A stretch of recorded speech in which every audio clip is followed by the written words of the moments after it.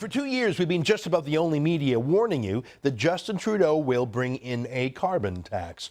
He announced it in Calgary, and he was quite blunt. He called it carbon pricing. But of course, when the government says you have to pay a price to them for the right to use something you already have, like oil or gas, that's not a price, that's a tax. You already pay a price at the gas pump. When the government wants to add more, that's a tax. It's trickery, this wording, but this is a liberal named Trudeau, so he'll do what it takes to tax energy, just like his dad did. Everyone agrees we need to price carbon, and industry is saying, well, just tell us what that price is going to be, and we can build our business models around that. I think there's a need for us to actually, at the federal level, sit down with the provinces and talk about what works for them, how we can pull together a comprehensive approach that works for the entire country. Like I say, we were the only media in Canada to report on that announcement. The Globe and Mail had a reporter there, too, who wrote up a short story on it, but that story did not make it into their newspaper's pages. Gee, it's almost like the media party wants to cover up Trudeau's carbon tax plans to save him from the inevitable criticism of it. It's almost like they're tailoring their news coverage to protect him. Nah, couldn't be. But other than marijuana policy, taxing oil and gas is the only policy that Trudeau actually believes in or knows about deeply. I guess a third issue would be disparaging our Canadian armed forces, too. I'm not being glib here. He seems to be genuinely afraid to talk about policy on any deep level because he simply just doesn't have many views and couldn't answer any serious question. The only policies he does know about are those that he has a child's hazy memory of his father saying when Justin Trudeau was a kid listening into his dad Pierre Trudeau's conversations 30-plus years ago. So anti-military and anti-Alberta, anti-oil and gas, just like his dad. But only at the level of a child's memory. We can see no real research or thinking or development in Justin Trudeau's ideas since he was a boy. But someone who has been thinking a lot about oil and gas policy and how much he hates oil and gas is Trudeau's senior policy advisor and campaign strategist, Gerald Butts. Butts was the head of the World Wildlife Fund Canada that took hundreds of thousands of dollars in foreign lobbyist money to attack Canada's oil sands over the years.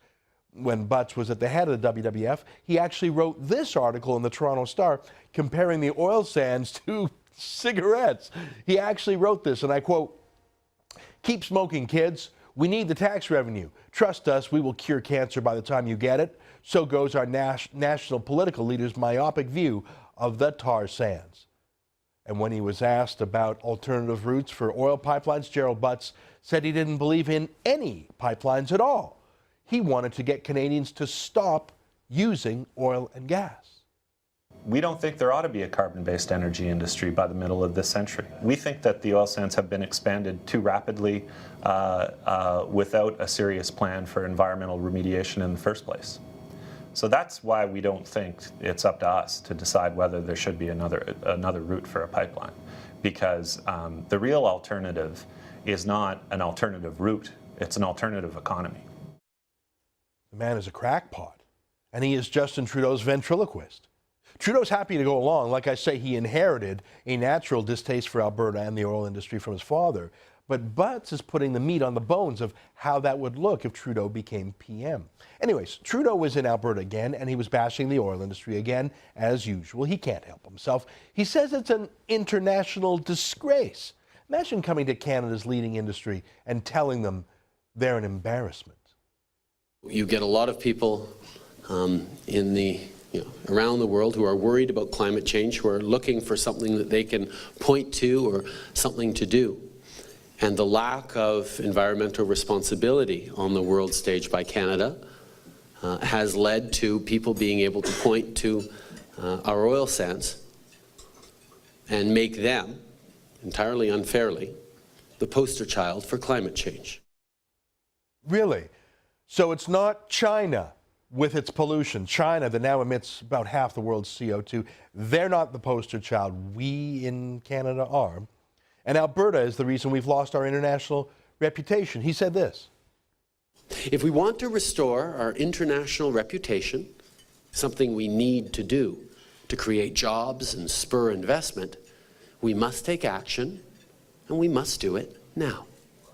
If we want to get our resources moving, the federal government must act to regain the public trust here at home.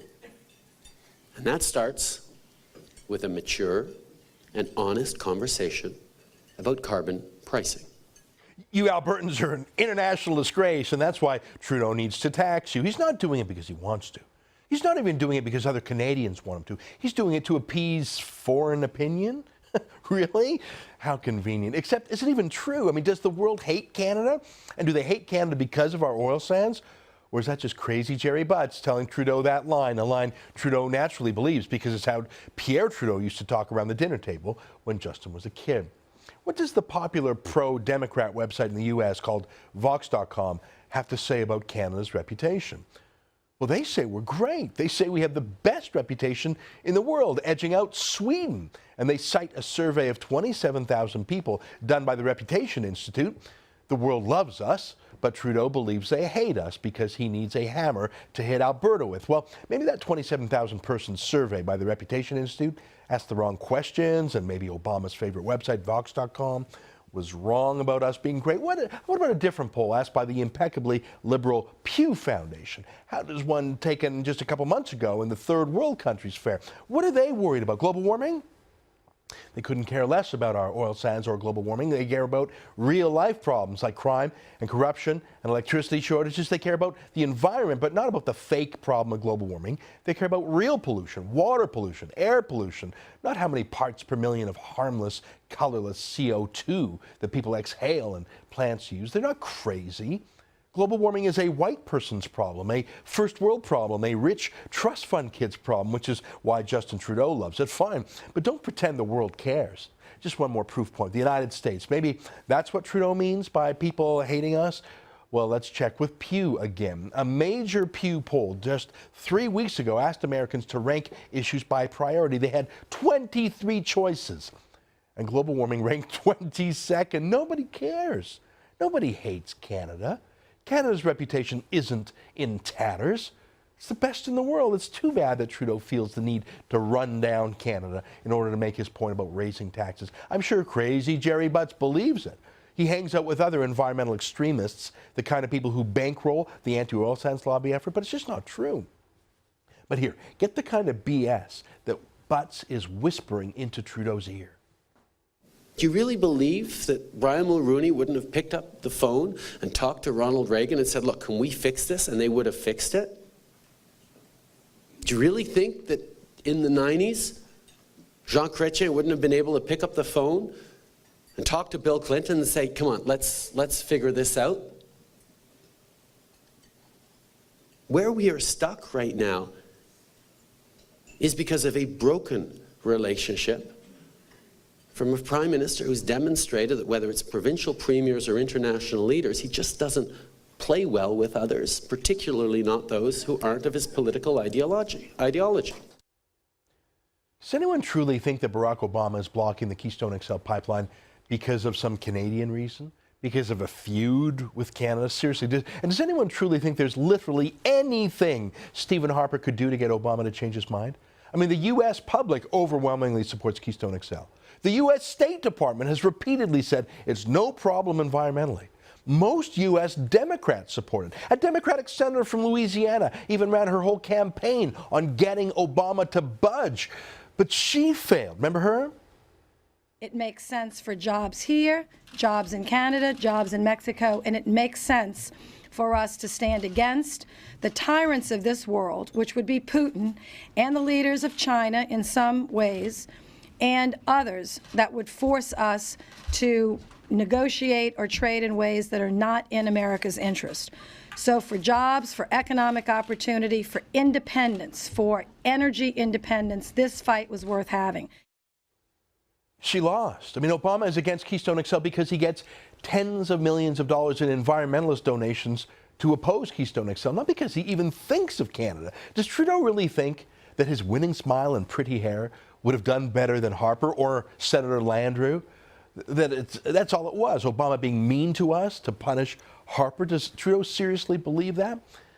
But this is Trudeau and Butts taking other countries' sides against our own country, except those other countries aren't even against us. They're making that up because they actually think that should shame Canadians into changing who we are, into bringing in new taxes. So Trudeau announced his plan for carbon taxes.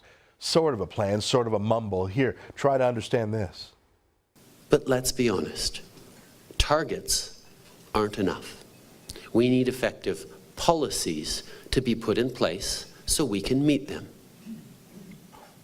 So as a federal government, we will set in place a national standard in partnership with provinces and territories, one that gives them the flexibility to design their own policies to achieve those targets, including their own carbon pricing policies. And we will provide targeted funding, targeted federal funding, to provinces and territories to help them achieve their goals. In the same way that federal funding through the Canada Health Transfer is designed to support provinces and territories in achieving the goals of the Canada Health Act. Hang on, so every province can bring in a carbon tax in their own way, and the federal government will pay them money to do that? What does that even mean? Pay them for what? And where would the money to pay them come from? Let me guess.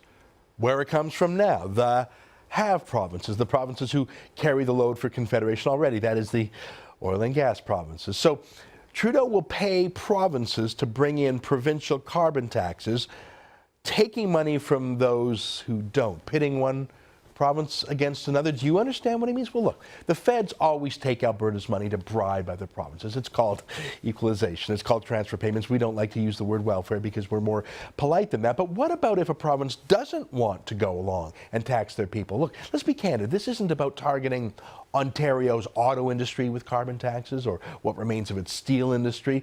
It's not about the aviation industry at Pearson Airport in Toronto or the airports in Montreal or Vancouver. It's not about the shipping industry or agriculture. This is only about the oil patch. So what if Alberta and Saskatchewan don't go along with Trudeau's plans? We've heard how Trudeau will bribe provinces to go along with taxpayers' money, but what if Alberta doesn't go along with the carbon tax plan? Will it be punished? Well, we tried to ask Trudeau that. Let me know what you think of his answer. Is penalizing provinces who don't go on side potentially subject to some kind of penalization as far as transfer payments is concerned? Is that your tool? I'm immensely pleased with the plan we put forward today that actually recognizes one of the strengths of Canada's federalism, which is to work with the provinces to achieve shared goals. But is that your tool for getting compliance, is the system of transfer payments? What we need in this country is leadership that is cooperative, that is collaborative, that actually sits down and achieves its shared goals. Every province must participate. The question is, how do you get that kind of compliance? We have 85% of Canadian economy, of Canadians now represented in provinces that have a price on carbon. Gee whiz, he won't answer 3 times if he'll punish Alberta for not going along with the carbon tax. Don't you think if the answer was no, he'd have said so? Don't you think that's what his father would say? I mean, that's what his father did, punishing Alberta. Don't you think that's what crazy Jerry Butts would say, punish Alberta, the man who thinks we should say no to any pipeline because we should be using wind turbines to get to work every day or something? Justin Trudeau will bring in a carbon tax on Alberta, a national energy policy, just like his dad did. Just like crazy Jerry wants him to. The only question is, will the media party continue to ignore this story to help their favorite candidate?